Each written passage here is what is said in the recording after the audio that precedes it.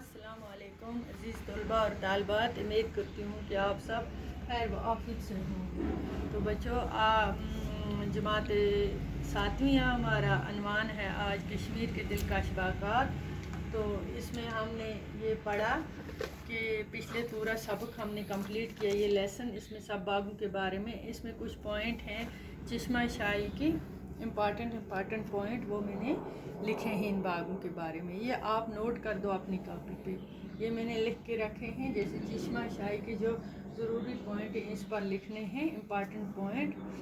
चश्मा शाही झील डल के दाएं किनारे से 2 किलोमीटर दूर ज़बरवन की पहाड़ी की गोद में वाक़ा है। ये एक है इसका पॉइंट। ये बाग शाहजहाँ के दौर में मुग़ल गवर्नर अली मर्दान खान ने 1632 में बनवाया।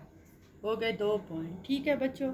तीसरा इसका उसके बाद चश्मा शाही का नज़ारा करने से मालूम होता है कि मुग़ल बागात का हुस्न महज इनकी वजह पर मुनहसर नहीं, इस हुस्न का राज बागों की तरतीब और इनकी रयाबाश में भी पोशीदा है, ठीक है। फिर उसके बाद है पॉइंट ज़रूरी, बाग के बालाई तख्ते में एक चश्मा कावल की मानद एक बड़ी चट्टान में से फूटता है।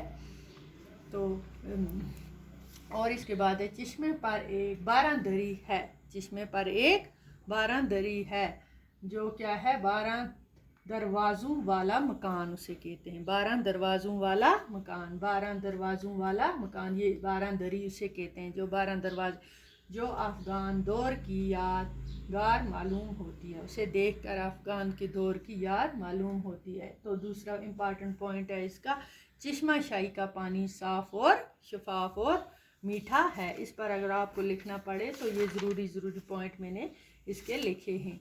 ये पानी हज़मे के लिए अच्छा समझा जाता है। ये पानी हज़मे के लिए, चश्मा शाही का जो पानी है हज़मे के लिए अच्छा समझा जाता है, ठीक है। इसलिए लोग यहाँ से बोतलों में पानी भर भर के ले जाते हैं। इसका लास्ट पॉइंट है, इससे आधा किलोमीटर नीचे पहाड़ी के दामन में एक खूबसूरत पार्क बनाई गई है जो कुदरती मनाज़र के हुस्न से माला माल है, ठीक है। कुछ इम्पॉर्टेंट नीचे अल्फाज मायने हैं जो ज़रूरी हैं, वो मैंने इस पर नोट किए हैं। मसरत होता है बच्चों खुशी, दोबाला होना हो गया दुगना चुगना। हसीन और जमील हो गया बहुत ही खूबसूरत, हसीन और जमील। इसमें कुछ अल्फाज आए हैं मुश्किल, वो उनके मानी। कफ़ियत हो गया हालत, ठीक है। रौनक हो गया तलब, ठीक है। तो इतना हमने ये इसका ये लिखा है, ये आप नोट कर दो। इसके ज़रूरी पॉइंट अगले सबक में पढ़ेंगे, सवाल आप जवाब करेंगे इसके। तब तक के लिए खुदा हाफ़िज़।